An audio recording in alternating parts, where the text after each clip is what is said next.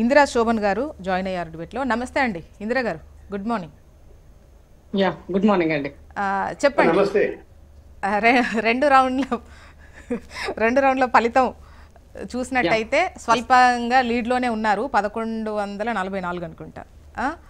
So గతంలో ఇక్కడ మీకు మంచి పట్టున్నటువంటి ఏరియాస్, సో ఇంత స్వల్ప ఆధిక్యం అనేది మిగతా వాటిలలో మా కాన్ఫిడెన్స్ ఉంది ఖచ్చితంగా బీఆర్ఎస్ అండ్ ఈవెన్ బీజేపీ నేతలు మాట్లాడడం కూడా డెఫినెట్గా గట్టి పోటీయే బీఆర్ఎస్ ఇచ్చింది, గెలిచే అవకాశం కూడా ఉంది అని చెప్పేసి అంటున్నారు. ప్యానెల్లో ఉన్నటువంటి సోదరులకు, మీకు అలాగే హెచ్ఎంటీ ప్రేక్షకులకు గుడ్ మార్నింగ్ అండి. సో ఇవాళ సమరం ముగిసిన తర్వాత చివరి అంకానికి రిజల్ట్ వైపుకి అడుగెడుతున్నాం. దాంట్లో ఇప్పటివరకు వచ్చిన దాంట్లో కాంగ్రెస్ పార్టీ లీడ్ లో ఉందనేది మనకు కనబడుతున్నటువంటి విషయం. సో ఎగ్జిట్ పోల్స్ కూడా వచ్చినటువంటి దాంట్లో భారీ మెజారిటీ అని ఎక్కడ ఎగ్జిట్ పోల్స్ ఇవ్వలే, ఇచ్చినటువంటి దాంట్లో ఒక 5%, 8% బిలో అని చెప్పేసి మనకు వచ్చినటువంటి పరిస్థితి. సో ఇక్కడ మనం గమనించినట్లయింది ఏంటి అని అంటే, ఓవరాల్ గా గమనించినట్లయితే జూబ్లీ హిల్స్ ఎన్నిక అన్న దాంట్లో కాంగ్రెస్ పార్టీ అనేది ఎప్పుడూ కూడా అంటే 2009 నుంచి ఇప్పటి వరకు కూడా తన యొక్క పర్ఫార్మెన్స్ ని ఎప్పుడు చేస్తూనే వచ్చింది. ఎప్పుడు ఎక్కడా కూడా అక్కడ చక్కిల భయపడినట్టు కానీ వీక్ గా ఉన్నట్టు కానీ మనకి ఎక్కడ కనిపించలేదు. దానికి ఒక చిన్న ఎగ్జాంపుల్ మీకు ఇస్తా ఇక్కడ నేను. సో నా దగ్గర ఉన్నటువంటి కొంత అనాలిసిస్ ప్రకారంగా 2009 లో కాంగ్రెస్ కి 39.8% వచ్చింది. ఆ రోజు టీడీపీకి 20%. అప్పుడు టీడీపీ స్ట్రాంగ్ గా ఉంది, రాజశేఖర రెడ్డి గారి హయాంలో. ఇది 2014లో కాంగ్రెస్ కి 25.2% వస్తే టీడీపీకి 30.8%. సో అప్పుడు ఇది మాగంటి గారు గెలిచినటువంటి సందర్భం. అదే సందర్భంలో బీఆర్ఎస్ కి 21.2% 2014లో ఆ సందర్భంలో. సో అక్కడ టీడీపీ క్యాండిడేట్ మాగంటి గారు గెలిచిన సందర్భం. 2018లో 34% కాంగ్రెస్ కి వస్తే 44% బీజేపీకి వచ్చింది. అప్పుడు బీజేపీకి వచ్చిన దాంట్లో ఎంఐఎం బీఆర్ఎస్ అలయన్స్ లో ఉన్నటువంటి సందర్భం, ఇది గమనించాల్సిన విషయం. 2023లో 35% కాంగ్రెస్ కి వస్తే 43.94% బీఆర్ఎస్ కి వచ్చింది. ఇక్కడ బీజేపీ 14% ఓటింగ్ తీసుకుంది, ఇక్కడ బీజేపీ 14. అలాగే 2018లో 12% బీజేపీ తీసుకుంది. సో మీరు ఓవరాల్ గా సినారీలో గమనించినట్లయితే కాంగ్రెస్ పార్టీ ఎప్పుడూ కూడా తన ఉనికిని గానీ తన పర్ఫార్మెన్స్ అలాగే మెయింటైన్ అవుతోంది. ఎగ్జాక్ట్లీ అదే చెప్పదలుచుకున్నాను నేను. సో ఇక్కడ జరిగినటువంటి నేపథ్యంలో ఇవాళ వచ్చిన బై ఎలక్షన్ లో అధికార పార్టీ అయినప్పటికీ కూడా అక్కడ మేము ఎంచుకున్నటువంటి క్యాండిడేట్ స్ట్రాంగ్. సో నవీన్ అనేటువంటి వ్యక్తి బీసీగా లోకల్ గా తనకున్నటువంటి పరిచయాలు అయిండొచ్చు, పేదల పట్ల తనకున్నటువంటి అంకిత భావం అయిండొచ్చు, తను చేసిన పనులు అయిండొచ్చు.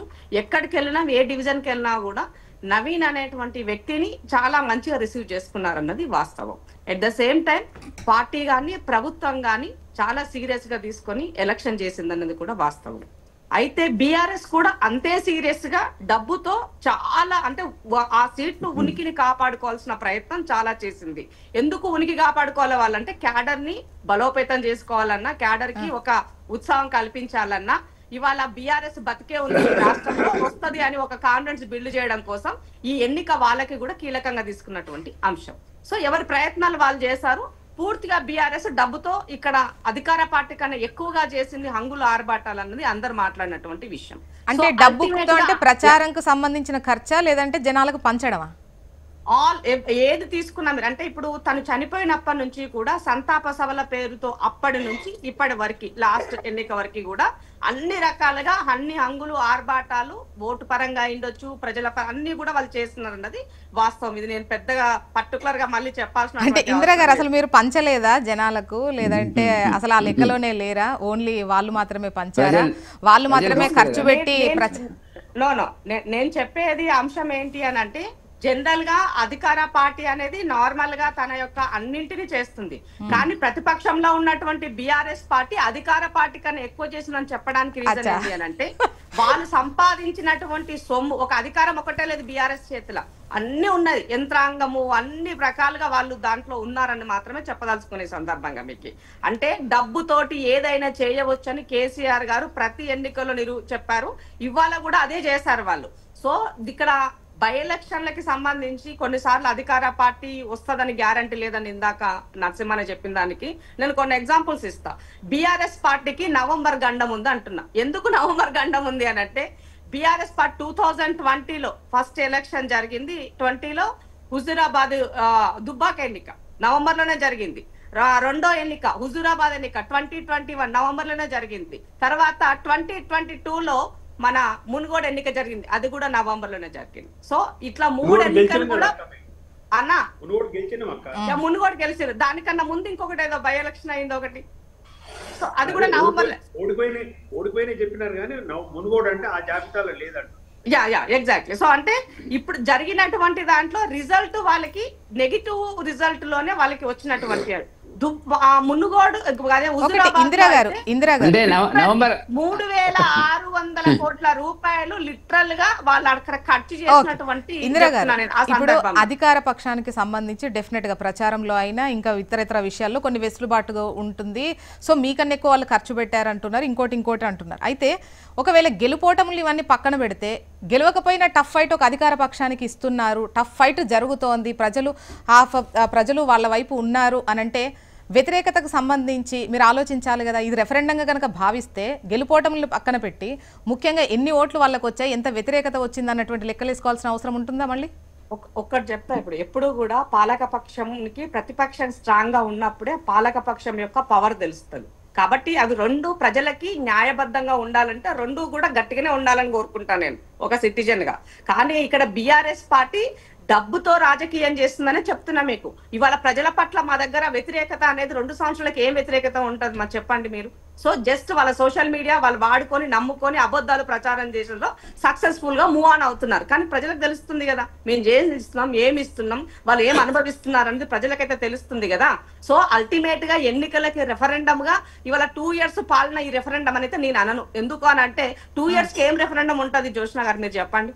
మనం కనీసము ఒక లాస్ట్ 4 years అయిపోయింది, ప్రజలకు వీళ్ళకి ఇచ్చినటువంటి మాట నిలబెట్టుకోలేకపోయినారు, ఇలా జరిగింది, ఇంకా 1 year ఎలక్షన్ ఇయర్ ఉంది అనుకుంటే మనం ఏమైనా మాట్లాడుకోదా. ఒకవేళ అధికార పక్షాన్ని కాదన్నట్టు వేస్తున్నారు అనంటే అది వ్యతిరేకతగా పరిగణించమా? ఇప్పుడు నేను అధికార పార్టీకి ఎందుకంటే అధికార పక్షం వైపు ఉన్నటువంటి ఎమ్మెల్యేకు సంబంధించి ఈ నిధులకు సంబంధించో డెవలప్మెంట్ కు సంబంధించో కొన్ని ఆస్పెక్ట్లలో ఈవెన్ పార్టీ మారిన నేతల పరిస్థితి కూడా అదే కదా. మా దగ్గర ఉంటే డెవలప్మెంట్ ఉండట్లేదు, అందుకోసమని మేము కాంగ్రెస్కి వెళ్తాము అని చెప్పేసి అటు వస్తున్నటువంటి పరిస్థితుల్లో అట్లా కాదు అని చెప్పేసి అటు ఓటు వెళ్తోంది, ఇంత షేర్ పెద్ద ఎత్తున కనిపిస్తోంది అని అంటే దాన్ని ఎట్లా చూస్తారు మీరు? ఇప్పుడు కాంగ్రెస్ పార్టీ లాస్ట్ టైంలో కాంగ్రెస్ పార్టీ ఎమ్మెల్యేని 12 మందిని బీఆర్ఎస్ పార్టీలు వాళ్ళకు ఫిరాయింపులు చేసుకున్నారు.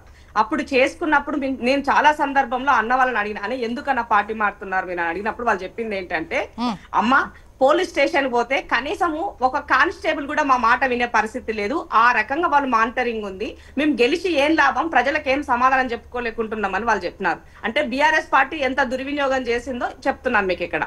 అయితే ఇవాళ కాంగ్రెస్ పార్టీలో ఆ పరిస్థితి ఉందా మీరు గమనించండి. ఇవాళ లిటరల్ గా బీఆర్ఎస్ పార్టీలు వాళ్ళ గుండె మీద చేసుకొని చెప్పమని చెప్పండి. కాంగ్రెస్ పార్టీ పూర్తిగా 1 side గానే అధికారులు పనిచేస్తున్నారని. ఎవ్వరు వచ్చినా సంక్షేమ పథకాలు అయిండొచ్చు, పోలీస్ స్టేషన్లు అయిండొచ్చు, మీరు ఎక్కడికి వెళ్ళిన సమస్య పరిష్కారం కోసం పార్టీలకు అతీతంగా వ్యవస్థ పనిచేస్తుంది. ముఖ్యమంత్రి గారు ఎక్కడ ఇన్వాల్వ్ అవ్వట్లేదు, చెప్పారు చాలా క్లియర్ గా. మనము ప్రజలకి జవాబుదారీతనంగా ఉండాలి, పార్టీల పరంగా కాదు అని కూడా చెప్పారు. ప్రభుత్వం పని చేయాలి, పార్టీ పని చేయాలి అని చెప్పేసి చాలా క్లియర్ గా ఇంటర్నల్ లైన్ గా అయిండొచ్చు, ఆఫ్ ద రికార్డ్ అయినా ఆన్ రికార్డ్ అయినా కూడా ఇదే స్టేట్మెంట్ ముఖ్యమంత్రి గారికి ఉంది. కాబట్టి అట్లాంటప్పుడు ఇవాళ బీఆర్ఎస్ పార్టీకి సంబంధించినటువంటి వాళ్ళ కంపారిజన్ 10 సంవత్సరంలో మాది కంపారిజన్ చేయడానికి ఎక్కడ లేదు, నక్కకు నాగలోకి అనుకున్నంత తేడా ఉందని చెప్పదలుచుకున్నా. ఒకటండి, వాళ్ళు ఇప్పుడు అధికారంలో లేరు, వాళ్ళ 10 సంవత్సరాలను ఇప్పుడు గుర్తుపెట్టుకొని ఇది మీకు రెఫరెండం అవుతుందేమో అని అనిపిస్తోంది. అంటే నేనేం చెప్తున్నా అంటే మా పాలనలో ఇంకేమైనా కరెక్షన్స్ మేము చేసుకోవాల్సి వస్తే మన ముఖ్యమంత్రి గారు ఎప్పుడు దేశజాలకు పోవట్లే, డెఫినెట్ గా కరెక్షన్ చేసుకోవడానికి సిద్ధంగా ఉన్నాం, ప్రజల నుంచి ఏ వచ్చినా తీసుకోవడానికి సిద్ధంగా ఉన్నాం. కానీ బీఆర్ఎస్ ఎన్నిక అనేది ఇవాళ రాష్ట్ర వ్యాప్తంగా ఒక బీసీ నినాదం నడుస్తున్న సందర్భంలో నా తమ్ముడు నవీన్ అనేటువంటి వ్యక్తి చాలా బ్రహ్మాండంగా పనిచేస్తూ వస్తున్నాడు. అతనికి ఇవాళ ప్రజలు తన వైపు అండగా నిలబడని చెప్పదలుచుకున్నా. స్థానికత అనేది మోస్ట్ ఇంపార్టెంట్ ఇక్కడ. బీఆర్ఎస్ యొక్క లైన్ ఏంటి, బీఆర్ఎస్ అసలు యాక్చువల్ వాళ్ళ లైన్ ఏంటి, నా గడ్డలో పుట్టిన నా గడ్డ వ్యక్తి మాత్రమే ఇక్కడ జరగాలని మాట్లాడుతున్నటువంటి సందర్భంలో సో మాగడ్డి గోపురం ఇక్కడ అనుకోవచ్చు, వాళ్ళ మిసెస్ ఇక్కడ ఏం కాదు కదా, మాట్లాడాల్సి వస్తే ఇంకా డెప్త్ గా మనం మాట్లాడుండొచ్చు. కానీ యాక్చువల్ గా బీఆర్ఎస్ లైన్ వాళ్ళు క్రాస్ చేసి ఆ పార్టీ లైనే దాని పుట్టుకనే ఇవాళ వాళ్ళు వ్యతిరేకించే విధంగా లైన్ తీసుకున్నారని చెప్పాల్సిన అవసరం ఉంది. ఒక సెంటిమెంట్ వైపుకు ఉంటారా, లేదంటే అభివృద్ధి వైపు ఉంటారా, సంక్షేమ వైపు ఉంటారా, స్థానికత వైపు ఉంటారా, మీరు ఎవరి వైపు ఉంటారని చెప్పేసి మేము చాలా సందర్భాల్లో ప్రజల్ని అడగడం జరిగింది. సో దాని తగ్గట్టుగానే ఇప్పుడు రిజల్ట్ వస్తుందని నాకు నమ్మకం ఉన్నది. 100% కాంగ్రెస్ పార్టీ గెలవబోతున్నది. ఇక మెజార్టీ గురించి నేను చెప్పను, బట్ కానీ కాంగ్రెస్ పార్టీ విజయం సాధించబోతుందని చెప్పదలుచుకున్న. జూబ్లీ హిల్స్ అభివృద్ధి వైపు ప్రజలు అడుగులు వేస్తున్నారు, వేసినట్టుగా అయితే నాకు కనబడుతుంది. ఎందుకంటే పోలింగ్